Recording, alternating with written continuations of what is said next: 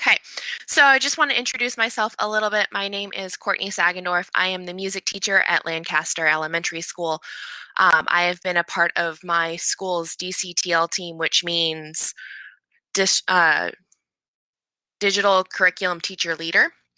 And I've been going to trainings throughout the last 2 years about how to use Canvas and all the other digital tools that the county offers for us. And so I thought I'd bring my music and special area knowledge to other people that may not have that knowledge.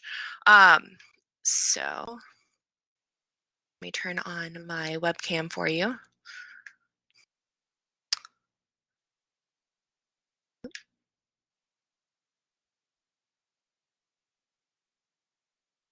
Okay.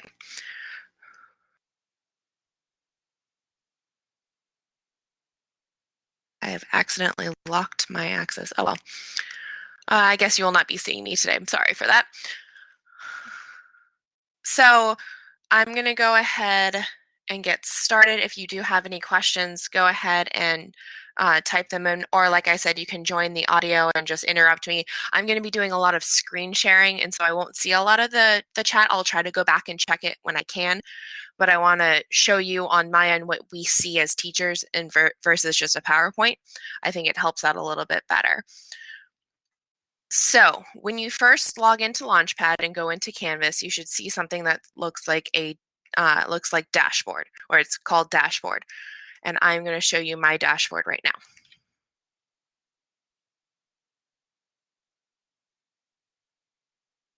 Let's see.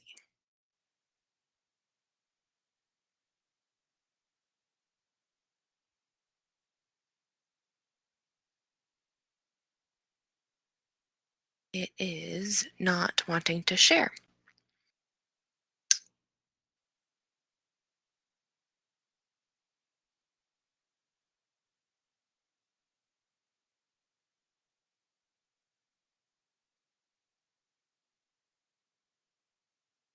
That is very interesting. Hold on for a second while I try to figure out why it's not wanting to share my screen.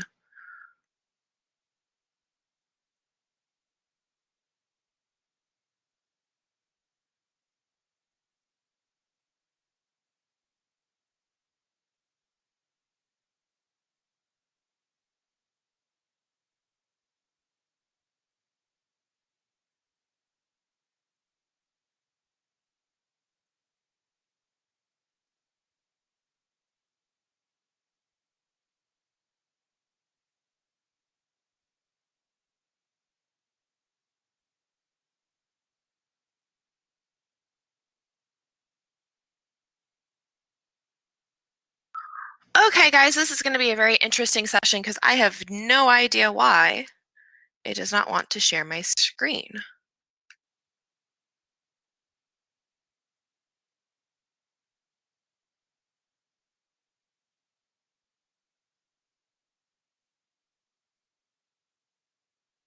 Because on my end, it's showing that it's sharing my screen. I'm assuming you guys cannot see my screen, correct?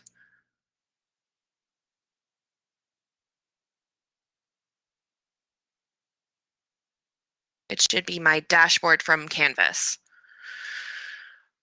Okay, well, I'll go through the slides and try to figure out why it's not wanting to share my screen. But first off, you're probably asking what is Canvas? And it's a learning management system, which means it's a housing unit to house all of your online tools for your digital classroom. Really important on the very left-hand side, if you do have your Canvas open, if you scroll down on the very, very left-hand side, there is something called Help. That tool is very, very useful and has a lot of guides to help you go through the process of like figuring out how to do things. So if there's only a couple things that you come out of this session, it's absolutely use the Canvas Help. It is a very, very, very big help for you guys. I use it a lot to help other teachers at my school and myself. Then also, if you log into Canvas, you should see that you have something called a Sandbox course. It would say your name and then Sandbox. A Sandbox course is just a blank course that has nothing in it. It's not tied to students. It's just a way for you to play around with Sandbox. And it's a way for you to play around, or not play around in Sandbox, but play around in Canvas to be able to test out how things are going to look, what things are going to be doing, and stuff like that. And it won't affect anything that you do in your classes with your students. So it's a nice way to test out what um, what's going on with that.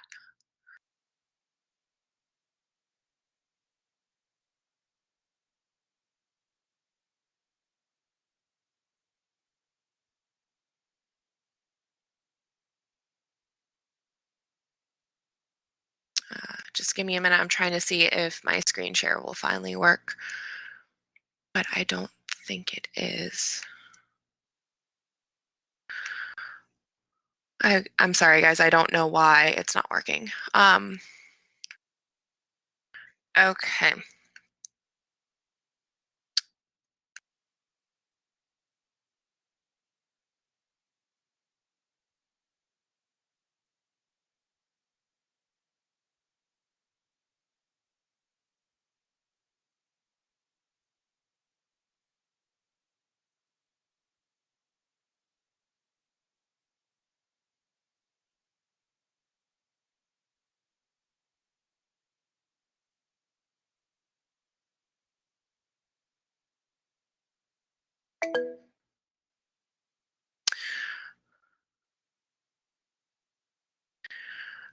Okay, so again, I still don't know why my screen share is not working. I will try one last time. Otherwise, I'm just going to go through the presentation. I did add some pictures into the presentation, but it's not as great as the interactive screen sharing would have been. I apologize. So now, when you see all of your class lists, I know when I first logged into Canvas and I saw all like 30, 40 classes I have, I got very, very overwhelmed. There is a way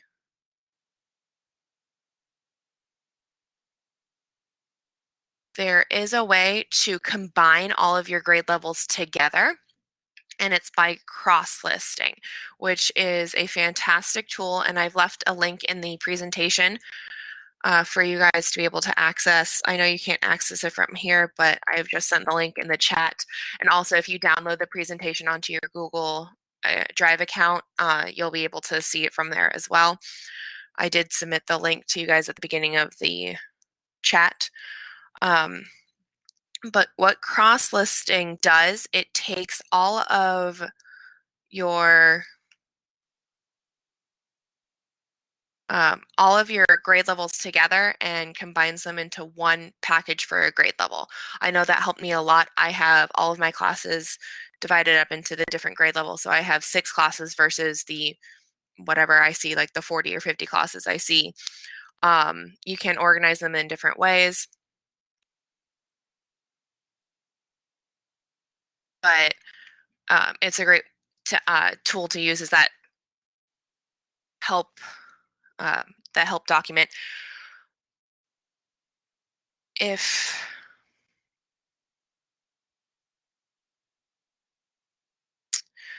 it is a little bit of a tricky situation to do, so what you need to do is go into the settings part of one of your classes. So you'd go into a class, and all your classes are labeled with a section number. And so like kindergarten would be like K01, K02, K03, and like first grade would be 101, 102, 103, and stuff like that. So what you need to do is you would need to pick one of those classes to be the primary class to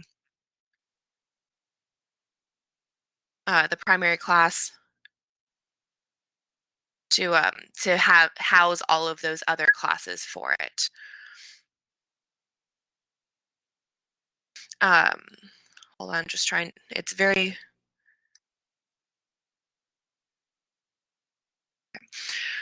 So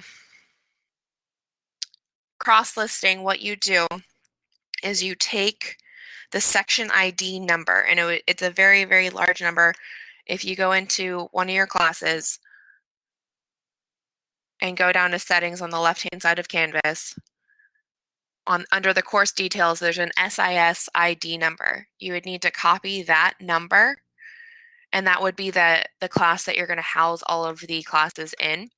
And then you would go to the next section, KO2, for example, go into the course details, go up to sections, click on the KO2 that you are in, and on the right-hand side, it would say cross-list this section, and you would press that. And when you search for ID, you're just going to paste in that number I told you to copy earlier, and then it will say cross-list this section, and that class will be now housed in the original class that you are set in.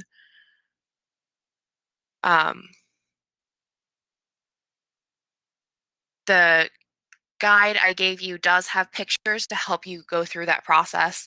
That's why I really do enjoy the help section of Canvas a lot, is because it gives you picture content so you can actually see it being used, and it's very, very helpful. Okay, so once you have organized your classes into a smaller list instead of the abundance that we normally have, what do you do? What I normally do is the first thing I do is I try to create a home page. A home page is the first thing that's going to pop up when your students go into your class. It can, and as I'm showing you here, it has a couple of different options that you can choose from. And the first thing that will pop up is the course modules. The modules are kind of like your units. I'm going to get into that a little bit later. But what I normally do is I make a page.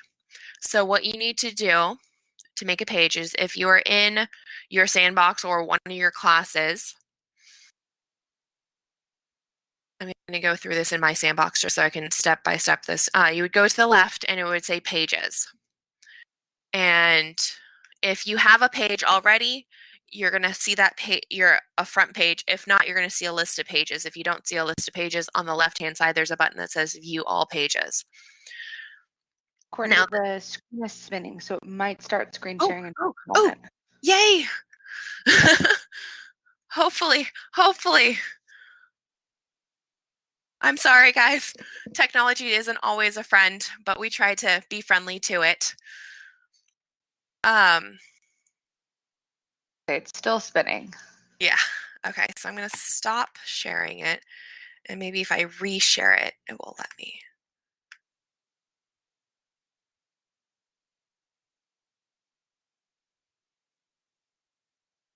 Nope. Okay. Not spinning anymore. So we have our list of pages in front of us. If you don't have anything, that's fine. What you need to do is go into the right-hand side and press Page. And when you do that, it's going to open up a new page, a blank slate. It's like opening up a new Word document or something like that. So what you do is you give it a title. The title I normally put is, home page in the year, so 2019 to 2020. And then in that big text box, you would write what you want your page to be. You can add pictures, you can add links, you can add files, all those different things that you want to add to make it more interactive and fun for the kids. You can add on this page. You can input YouTube videos, links to outside URLs, all these things you can link into those pages. So you would write your content in there. Welcome to, I would say, music class. I have on my homepage for all of my kids, it's a picture with my name, music class, and a couple of things that I really like. I really like Disney and I really like Harry Potter. So they have some pictures of Disney and Harry Potter on there to show them, that's a little bit about who I am. It's also just a homepage to welcome them into the music class online.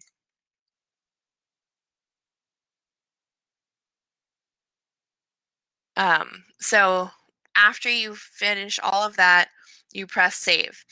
Like I said earlier, if you want to add an image or anything like that, you would find it on the right-hand side if you have your screen on full screen. If not, it would be down at the bottom. It says links, files, or images. And you would press images, and you can search the web for an image. It's a safe search through Flickr, or you can upload a picture from uh, your computer. What I have done, and I will try screen sharing one more time.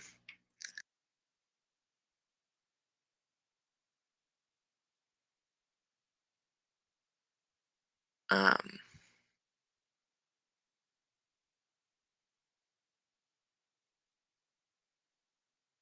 oh, so what I have done to create.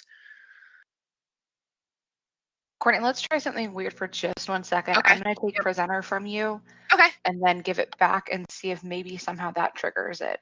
Okay, sounds great. I will try anything that we can get this up and rolling. All right, let's see. The Flickr images, there is a way to search for safe images that do not have copyright permission. So you can search for those specific images so you don't have to worry about copyright. There are tons of images that do not have any copyright infringements on them. So there's that.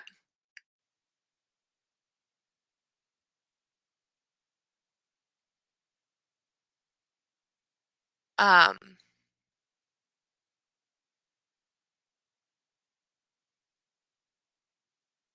that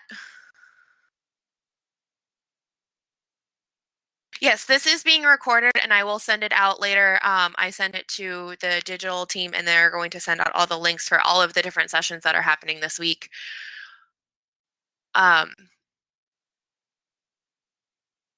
Now for Susan, I don't know how to tell if there's copyright infringement on an image. I do know through Google. I had to do this in one of my classes for my master's, that there's a way to safe search on Google for images that do not have rights restricted to them. If you go through the actual images.google.com website, you can set those parameters to search for only safe pictures, and it will let you find safe pictures that way. I normally don't use some images from, like, I'll take like clip art and stuff. But what I normally do is I go into a PowerPoint presentation, make my page, and then crop it and like save the picture that way. And so I can make it more personalized. I normally don't just do a random picture from the internet. I try to make it a little bit more personalized myself.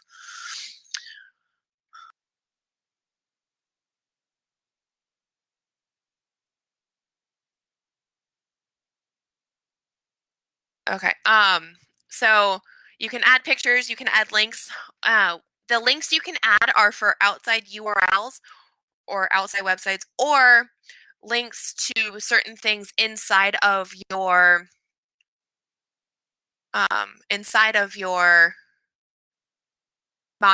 Canvas page, like your modules or your quizzes or the announcements or calendar, whatever you want there. Those links will direct you to different parts of your Canvas page. And the way you do that is on the right-hand side. It says links.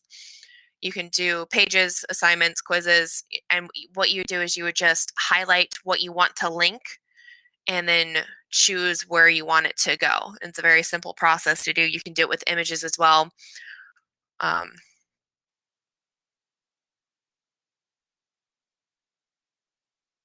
You can do it with images, or you can do it with text. So once you have your homepage set up, I have a very simple one where it has the picture of like my welcome to music class thing, and then I have a button that says to go to modules or announcements or something like that. And that's my homepage. I didn't make it too difficult. I just wanted it very simple.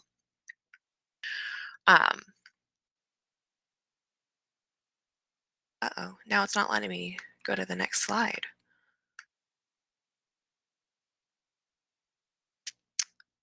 I think, Courtney, do you think it would be a good idea for me to try to cancel out my web browser and then try to log back in?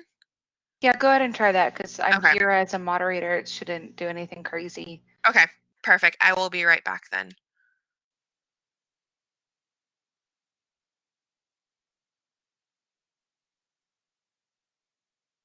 And then we can always try to offer this training next week as well if Courtney is able to sign up.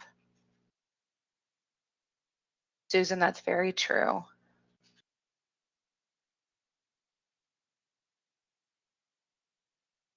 I know we have the recording from Courtney's last session that's already up on our distance learning portal. We'll get this one up. If Courtney is able to, we can try to schedule it in for next week as well.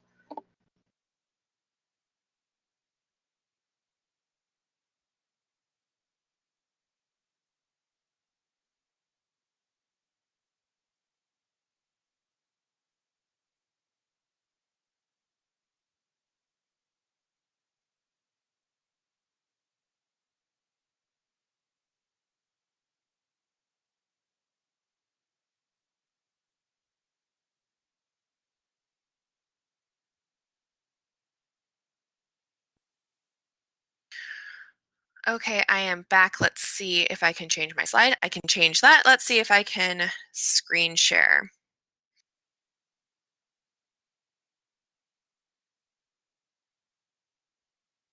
Does not look like it's still letting me screen share. Okay, so what I would do next as a special area teacher is in your Sandbox, create a module for distance learning. And the reason I say to do it in your Sandbox rather than a actual course is because, like I said earlier, your Sandbox, you can make mistakes and it's not going to affect the kids at all. And also it'll be a way to import it into your other classes a lot easier than trying to remember which class you put the information in. So to create a new mod, so in your Sandbox, you would go to the page that says modules on the left, and you would create a new module. You can, I've named mine distance learning just so they can know where to go. There's a really great button that says lock until, and I have a clip of it on the right hand side saying, you know, you can lock it until a certain date.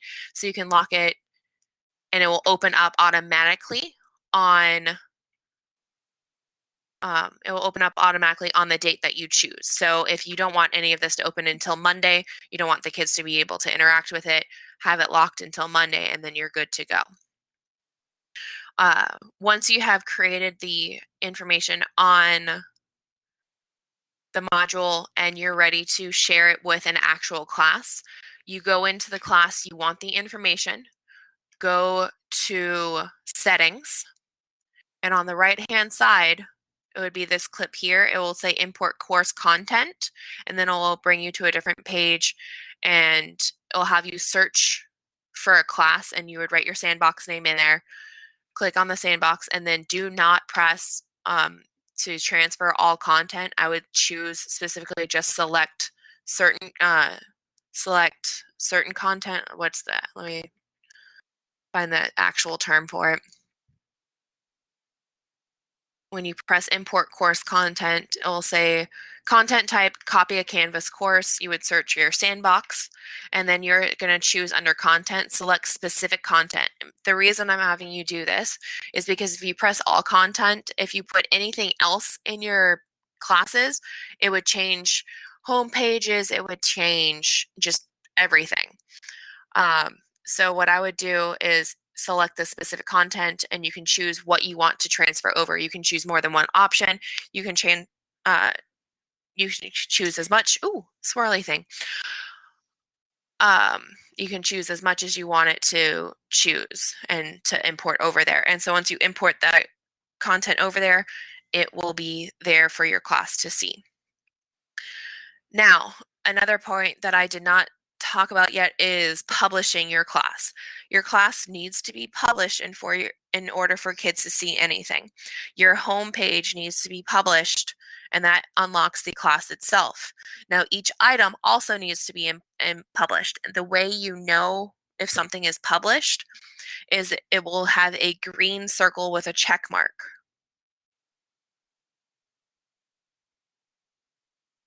And if it has that green circle with a check mark, it is published. If it's a gray circle with a line through it, it means it's unpublished, and you need to click that to be able to make it published.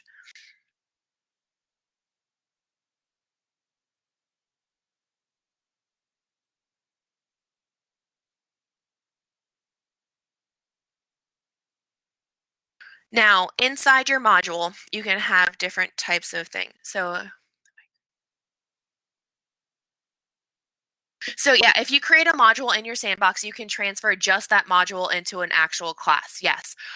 Or you can transfer quizzes, pages, all of that stuff. Anything you can create, you can transfer over to your other classes from your sandbox. But what I would, but the great thing about the modules, it puts all of the information that you need the kids to see in one spot. It will put your assignments, your quizzes, any information you give them all in one spot so they don't have to go looking for it, which is why I like having it set up in the module. But so once you finish that module, you can transfer it to those other classes.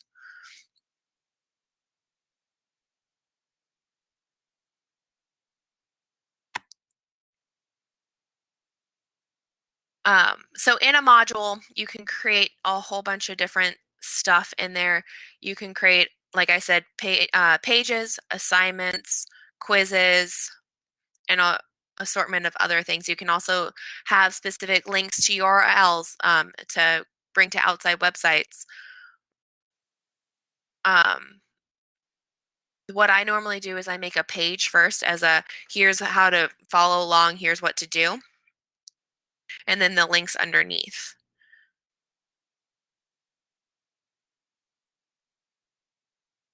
There, there's different, like I said, there's different, so once you have your module, you press the plus button on the right-hand side and it will pop up a box and it says add, and then it has a drop-down box. Assignment, quiz, file, page, discussion, text header, external URL, or external tool. I'm just going to go over a few of these. The ones that I use the most, that have become the most useful for me in my music class. Um, Assignment, quiz, page, and discussions and external URLs are the ones I use the most. Like I said, page I use for everything to give them information on anything that they don't need to give me feedback on. An assignment would be if you want students to, oh, actually, hold on, let me. So quizzes, there are two different types. Any way to decorate the module page like you do the home. You can decorate the module, the first page in a module. You can add the first page of a module and decorate that, but the page of modules is going to look like a page of modules. It's just going to have the links to go through the different things. It's just going to have the different list of things for your module, but once you go inside is when you can decorate it and make it more personalize it to you. So you, like I said, an assignment is for if you don't want them just to do a quiz. You can have students. So I'm going through the process. It says add assignment, press new assignment, give it a name, assignment 1.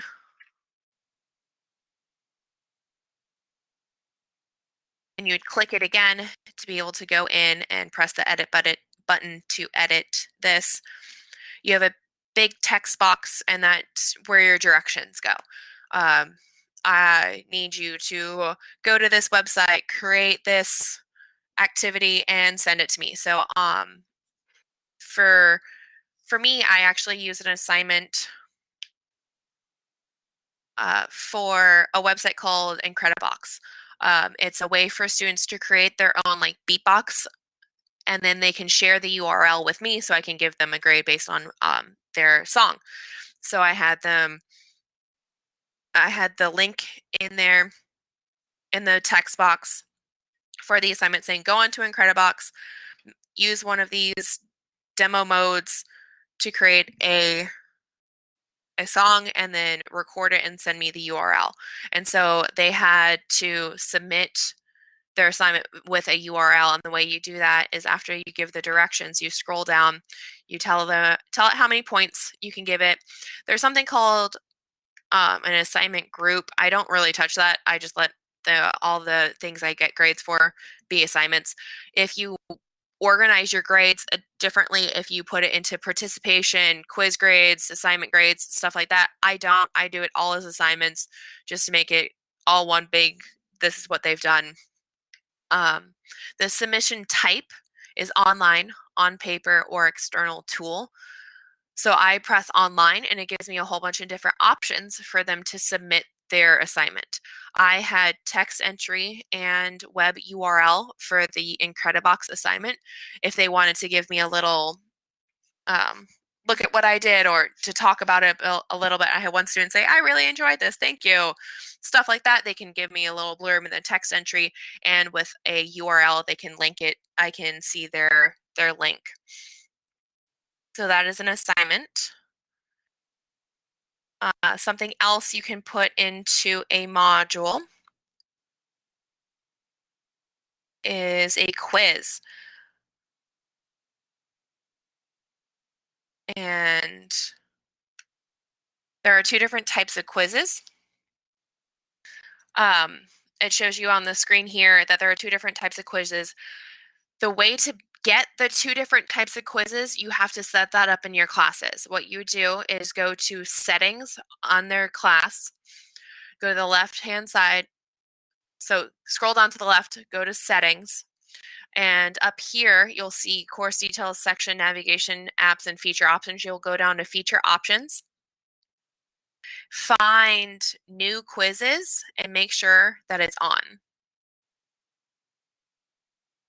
So make sure that the new quizzes is on, and you'll be able to see when you try to create a new quiz, you'll be given the option of classic quiz or new quiz. Classic quiz is the normal quiz you would see online. It's the multiple choice questions, the true false, the write in a statement, the fill in a blank, stuff like that.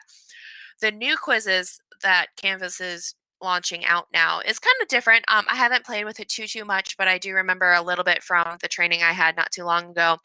And it's you can upload like a worksheet or something like that and have, like, the example they gave is a flower, a picture of a flower, and the students had to label the different types of parts of the flower.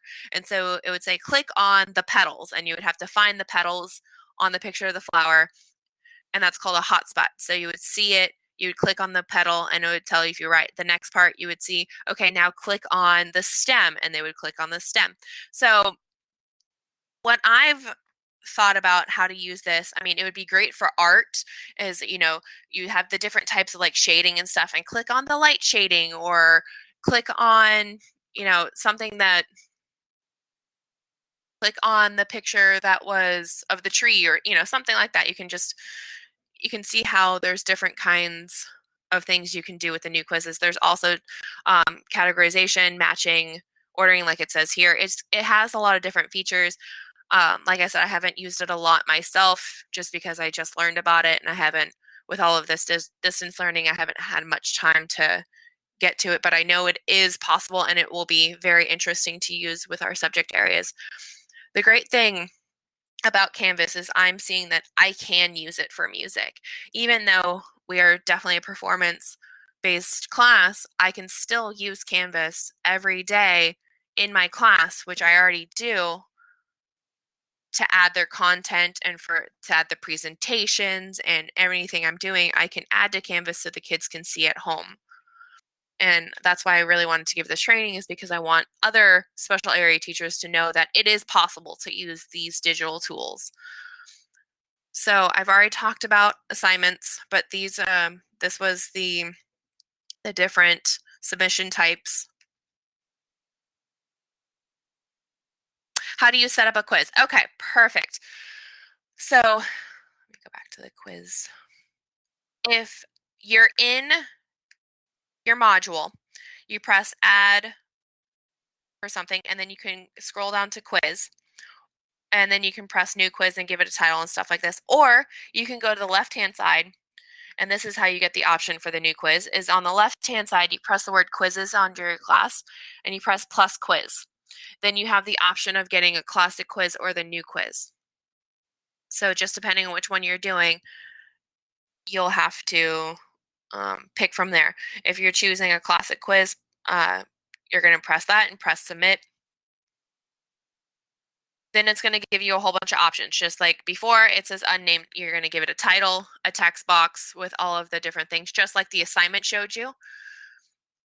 Quiz type, graded quiz, assignment group. Like I said, I put everything into assignments. And the great thing about quizzes is it does automatically grade things for you for the classic quizzes. The new quizzes does not grade it for you automatically just yet. I know they're working on it. And then after you fill out all that front page, scroll up to the top, there's a tab called questions, and that's where you start adding your questions. You press add question.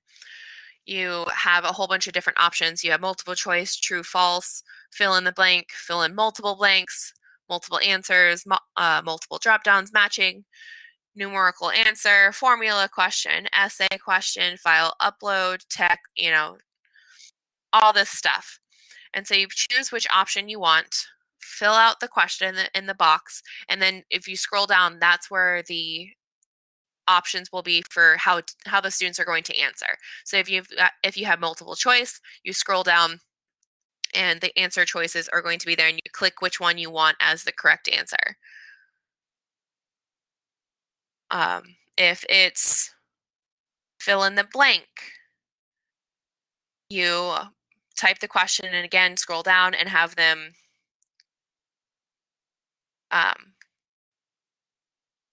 they're going for the fill in the blank. It all has possible answers. So what you do for that is you tell them, like, if there could be a couple different options for it, you would have them they would type in the word that they want to fill in the blank, and you would have a list of words that would be acceptable. Once you figured out your question, you press update question and then save. There's also a save and publish.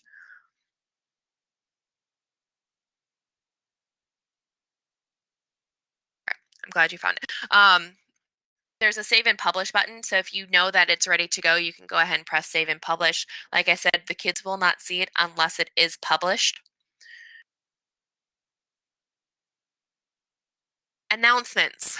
So my specials team and I, we have an announcement on our homepage, and we think it's a really great thing to have on there, is because if we want to get information out to our kids, there's only a few ways we can do it because we don't have as much access as the homeroom teachers do. So we have gone through and put announcements onto our page. Unfortunately, their dashboard doesn't show a really great way for announcements to be saying that you have a new announcement. You can see it, but it's not like the most prominent thing. So if you go into your homepage, you can actually set it up where some announcements are shown automatically on the top of the homepage, which is great. And the way you do that is you go down to settings on the class that you want this to happen on. On the top, you should already be in course details, and then you're going to scroll down to more options. When you see the more options, you're going to press more options, and the top thing on there is this right here. It says show recent announcements on course homepage, and you can actually adjust the number. It's at 1, 3, I think 5. But the announcements are just like the announcement I have on there. I have updated this week's assignments. Please make sure you are doing them. Or for the first one, it was, here is all the ways you can contact the specials teams. All of us in our special team put all of our contact information and our office hours, and we shared it throughout all of our specials, just so if they go into PE, they can still see the way to contact me. Or if they go into, we have a golden rule class, if they go into that, they can see the PE or music stuff as well. So we're all trying to help each other get as much contact with the students as we can. So I think the announcements are a great way to be able to do that. I know this was not the perfect training just because I could not share my screen, and I truly apologize. I know we've had some questions throughout the training, but here are some last minute tips that I want to send to you. Remember to save, remember to publish. And with the publish, if you go to your home screen of your class, on the right hand side, there is a way to view student view. And that way you can see how your class looks for a student.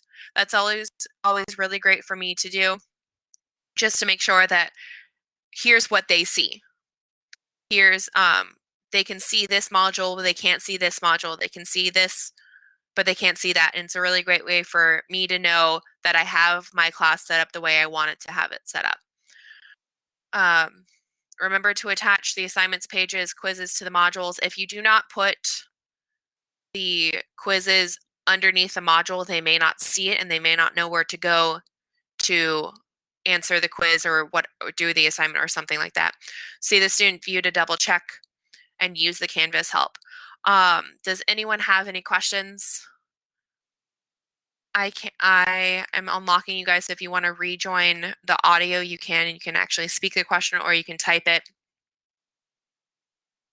Again, I apologize for me not being able to screen share. I am not sure what happened there.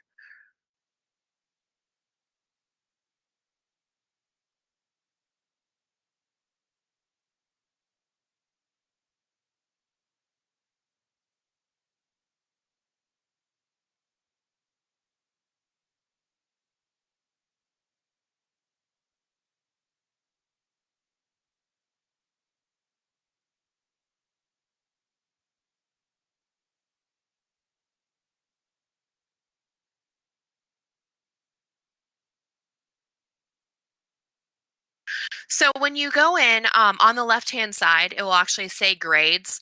And when you go in there, let me pull it up on my screen so you'll see a word that says grades. You press that and you'll see the chart. Now, if you're in your sandbox, you're not going to see any student names, but you'll still see an example of what it would be like. It says for a column of student names, so it would give you a grid, and then it would have all of your assignments and quizzes atop the top row, and you can see their grades and stuff like that. Like I said, the quizzes do grade them automatically, so you'll be able to go in and see that they have taken the quiz, and you can go in and see what they got wrong and all of that information. Thank you. I hope you have a great day too, as Susan.